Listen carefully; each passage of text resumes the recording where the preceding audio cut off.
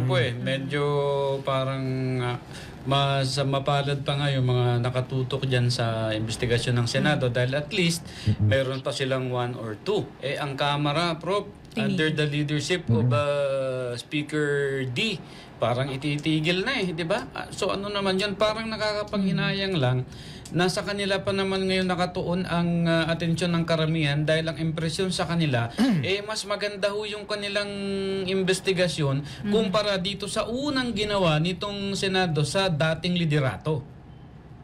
Ako tingin ko tama rin din ho, natigilan na rin din ho nilang investigasyon. Kasi sa totoo lang ho, yung imahe ho nila, kahit na ho magpalit ng liderato, hindi na ho mababago sa pagtingin ng taong bayan Kasi ang pasensya na po at pasintabi lang pero yung may negative perception na po yung taong bayan sa atin po mga mambabatas ngayon sa kadahilanan yun nga unang-una yung credibility at yung moral ascendancy na magtalaga sila at magkaroon sila ng pagdinig na kung saan kitang-kita mo naman sa pag-aanggulo din ng mga ibang nagpapauna sa hearing na kung saan sabog-sabog, merong pinoprotektahan, may inaangguluhan. So, malang naman ho na talagang tigilan na at hayaan na siguro ang ICI o Independent Commission for Infrastructure na mag-take ng lead kasi na-establish ho yung kredibilidad ng mga taong yon.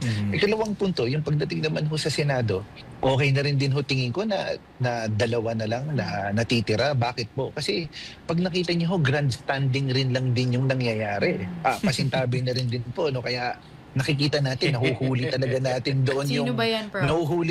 Nahihuli din ho natin doon yung talagang, ibinoto ho ba natin totoo bang ito? Just Akala to please. Prof, nag-aabuga siya. Nag-aabuga to, Naguluhan kami kung ano siya Kasi po magkaiba ho yung magkaiba ho yung ipinaparinig yung dapat na iparinig sa taong bayan versus yun kung talagang may kaalaman talaga dun sa nature or function ho ng kanila pong ginagawa. So, ayan, ang lagi ko naman pong sinasabi, lahat po ng meron tayo ngayon is a byproduct na sistema na meron tayo. Kung panawagan rin din ho natin, kung meron ho sigurong pagbabago na idinedemand yung taong bayan, kailangan kaakibat din ho nito yung pagbabago din po ng sistema, yung pagbabago din ho ng electoral system, yung sistemang pampamahalaan. So, mahalaga po na hindi lang ito yung dinedemand natin na magbitiw at humingi ng accountability. Pero yung mekanismo na meron tayo sa sistema ngayon